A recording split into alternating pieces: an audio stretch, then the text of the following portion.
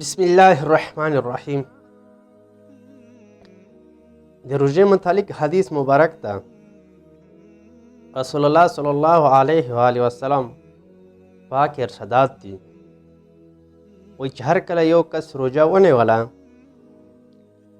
او د روژې والا ته چا څه ورکړو او چې چا څه ورکړو په هغې باندې هغه روژه ماته کړي، یعنې روژه ماته وکړي، نو الله پاک چې چا روژه ماته ورکړي هغې له 3 انعامات ورکوي.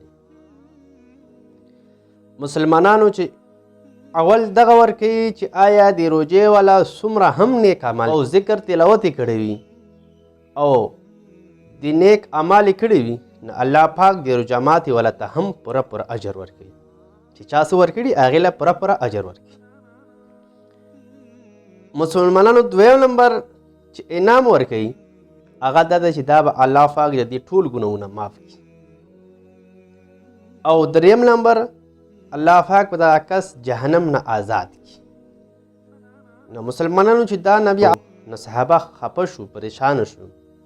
نبی علیه صلات وسلام ورته وویلو چې تاسو پریشانېږئ مه، که یو کس یو ګوټ اوبه یا یو ګوټ شملې لسی چاته هم ورکړي، نو الله پاک دې 3 انعامونه وله ورکوي.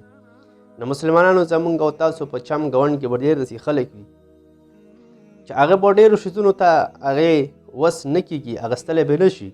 نو مونږ او تاسو دا نه کوو چې هغې ته مونږ او تاسو په سیرونو باندې یا په کیلوانو باندې نه یو څو لږ شی دې ورکړو، خو چې هغې روژه ماتې پرې وکړي یا هغې دسترخوان پرې دروند شي، نو مونږ او تاسو ته به الله پاک دغه 3 انعامات راکوي. نو الله پاک دې مونږ ته عمل کولو توفیق راکړي.